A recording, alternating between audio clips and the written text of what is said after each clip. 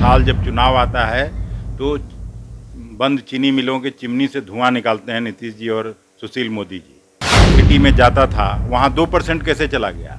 जहाँ इंडस्ट्री के नाम पर 15 साल में एक सुई का कारखाना भी नहीं लगा हो, एक इंडस्ट्री नहीं लगा हो। हम लोगों का भी तो इशू यही है और बिहार का इशू यही है। वो पिछला 15 साल और उसके आगे का 10 साल कोई कौन देखने जा रहा है?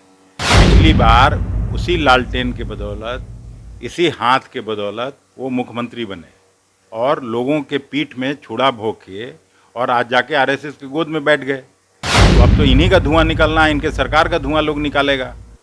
छात्र, नौजवान, किसान सभी परेशान है। नमस्कार, मेरा नाम आलोक है। आप लाइव स्टीज देख रहे हैं। बिहार की सियासत गर्म है। आपको पता है चुनाव आयोग ने तैयारियां शुरू कर दी हैं और खास करके इस वक्त जब सभी राजनीतिक दल अपने अपने हिसाब से तैयारियां में जुट चुकी हैं। हम आज बात करेंगे बिहार की महागठबंधन की, क्योंकि महागठबंधन पर ही निशाना साध रही एनडीए कह रही है कि महागठबंधन टूट चुकी है।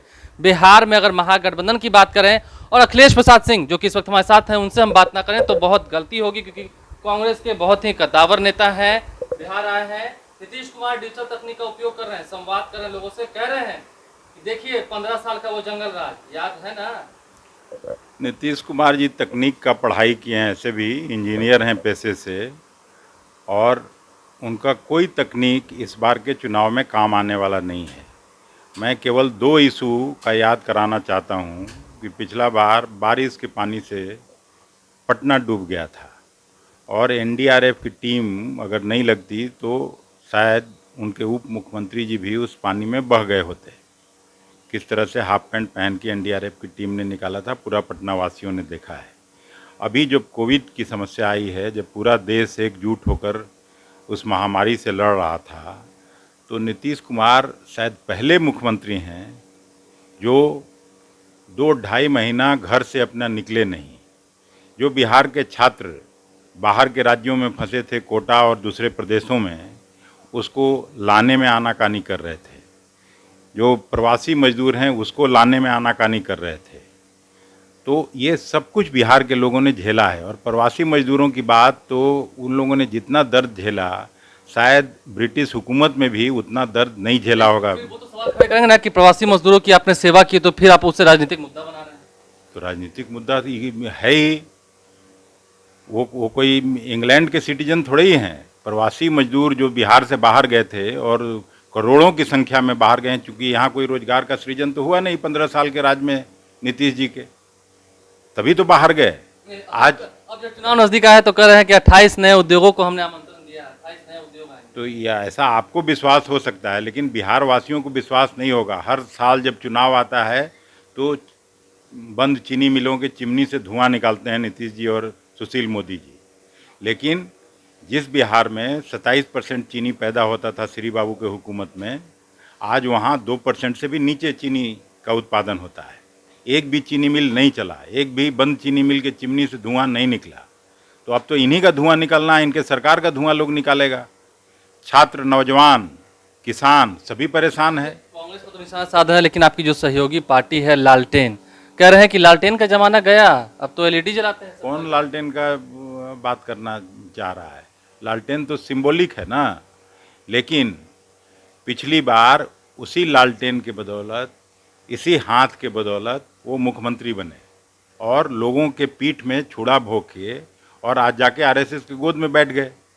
तो ये तो पहली बार लड़ रहे हैं इनके साथ ना। अभी पता चलेगा। उस समय तो ठीक है, देश की लड़ाई थी, मोदी के हक में लोगों ने फैसला सुनाया, लेकिन इनसे पूरा बिहार उबा हुआ है। लोग अपमानित महसूस कर रहे हैं, प्रताड़ित महसूस कर रहे हैं, और पक्का हम यकीन के साथ कह सकते हैं कि इनको सत्ताच्युत करके ही बिहार के लोग बैठेंगे। अच्छा ठीक है, उनको नेस्तनाबूद कर देंगे, उनको आप सत्ता सटा देंगे। आप एक साथ रहेंगे तब तो उनको सत्ता सटाएंगे। तो कौन कहाँ? कल जेडीयू के नेता कह रहे थे कि कांग्रेस और आरजेडी का एक बड़ा कुनबा टूट कर हमारी तरफ आने वाला है। वो तो रोज तो चला जाए, और कुनबा कहीं से चला जाए। हो सकता है वहाँ अमेरिकन जो ट्रम्प जी का पार्टी है वो उसको भी मिला ले, लेकिन बिहार के लोग उनको फिर से वापस लाने वाला नहीं है। यहाँ की आप राजनीतिक पार्टियों की बात छोड़ दीजिए, बाकी देश की जो दूसरी पार्टियां हैं उसके एमएलए भी तोड़ के ला सकते हैं नीतीश जी और आरएसएस के लोग। उसमें मुझे कोई आश्चर्य नहीं होगा जब पैसे के बल पर राजनीति हो। अभी भी एमएलए टूटा है राजस्थान में, मध्य प्रदेश में, पैसे के बल पे ही, धन बल पर ये लोग राजनीति करते हैं। तो एमएलए तोड़ सकते हैं, लेकिन बिहार के लोगों ने जो फैसला जिनको सुनाना है वो निश्चित रूप से इनके खिलाफ जाने वाला है। ठीक है, तैयारियां आप कर रहे हैं, अभी तो खैर बहुत लंबा समय है। क्या विश्वास है अखिलेश सिंह को कि बिहार में जितने चेहरे हैं सबको साथ लेके चलेंगे? मांझी जी हैं, कुशवाहा जी हैं। सारे लोग साथ चलेंगे। आज लेफ्ट के लोग भी हमसे सुबह में मिलने आए थे, सत्यनारायण बाबू और वो, माने सब लोग, बाकी माले तो पहले से है ही, तो लेफ्ट के लोग भी, सभी लोग मिलके जो सेकुलर पार्टियां हैं, जो भारतीय जनता पार्टी और नीतीश कुमार जी के खिलाफ गोलबंदी के साथ, पूरी एकता के साथ, पूरी दृढ़ता के साथ हम लोग बिहार के जनभावना के साथ चुनाव लड़ेंगे और इनको हराने का काम करेंगे। आखिरी सवाल आपसे ये होगा कि उनका मुद्दा है 15 साल दिखाओ, 15 साल अपना बताओ, आप कैसे जाएंगे? मैं भी तो यही कह रहा हूँ कि जिस बिहार में 27% चीनी नेशनल किटी में जाता था, वहाँ 2% कैसे चला गया? जहाँ इंडस्ट्री के नाम पर 15 साल में एक सुई का कारखाना भी नहीं लगा हो, एक इंडस्ट्री नहीं लगा हो। हम लोगों का भी तो इशू यही है और बिहार का इशू यही है। वो पिछला 15 साल और उसके आगे का 10 साल कोई कौन देखने जा रहा है? लेकिन ये 15 साल और वो 15 साल अब बिहार में चलने वाला नहीं है। अभी लोग हिसाब मांगेगा इस 15 साल का, जिसमें नीतीश कुमार जी का राजपाट हुआ है। घर बैठे जो लोग महामारी में है और वो आदमी घर में जैसे राजा राज करता है, 2.5 महीना से वो आदमी लोगों के सुख दुख का भागीदार नहीं हुआ और वो आदमी अपने को फिर से मुख्यमंत्री बनने का ख्वाब देखता हो, तो ये उनकी गलतफहमी है। देखिए, मुद्दे जो हैं वो बिजली के तार की तरह होते हैं, अगर ठीक से उन्हें नहीं पकड़ा तो झटका खुद को भी लगता है।